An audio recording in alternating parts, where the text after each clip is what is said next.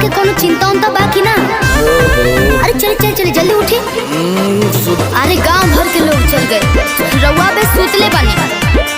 अरे तू तो एकदम से परेशान कर देलू। उठत नहीं थी।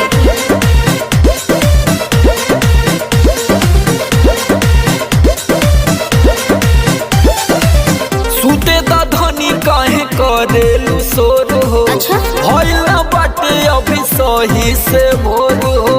है ना देखा बेले सुतले बानी। अरे सूते दा धनी काहे करेलू सोर हो।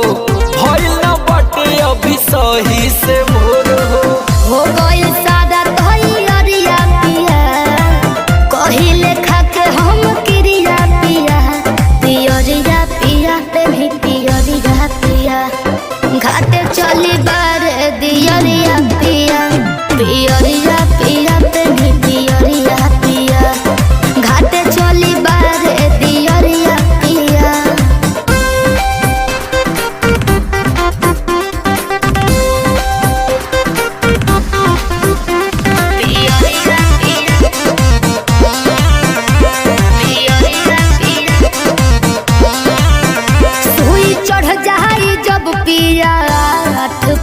तब करे का जइब तू घाट पे।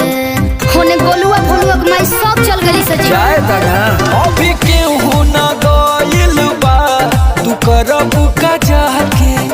पहले देखे दए धनिया दूरबीन लगा के। ए दूर हो खता हरिया पिया, बावे ना तो के फिक्रिया पिया। पियरिया पिया तनी पियरिया पिया, घाटे चली बारे दियरिया पिया।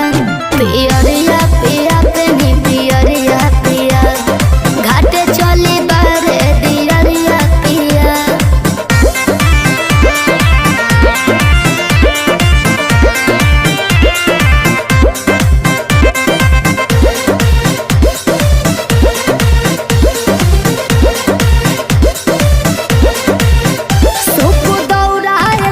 सही हारली हनी, घिउ दियरी में देखी न ढारली हनी। मन हम मेहरारू के तैयार हो गए यार, बस कतिया से बना। ढेर हो खाना तू परेशान, ये जान चलतानी। बिना सोमर बारे तैयार, संगे इमरान के रानी। जोड़ भइल मोर जियरिया पिया, बांधली रउआ पगड़िया पिया। पियरिया पिया पे भी पियरिया पिया, घाटे चली बारे दियरिया पिया। पियरिया पिया पे भी पियरिया पिया, घाटे चली बारे दियरिया पिया। चलिए चला जाए।